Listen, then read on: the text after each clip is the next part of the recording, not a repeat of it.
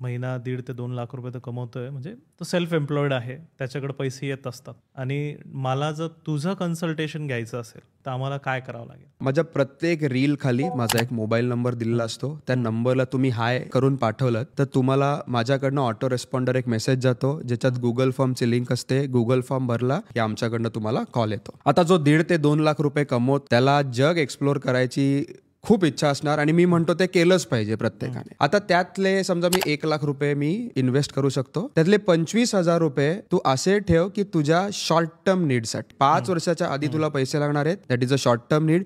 5 वर्षाच्या वर तुला पैसे लागणार आहेत, that is a long term need. 5 वर्षाच्या वर जो काही तुझा गोल आहे XYZ, त्याला आपण म्युच्युअल फंड्स अलॉट करू. 5 वर्षाच्या खाली आहे त्याला आपण म्युच्युअल फंड्सच करू, पण त्याच्यात डेट म्युच्युअल फंड्स करू, म्हणजे ज्याचा मार्केटशी काही देणं घेणं नाहीये.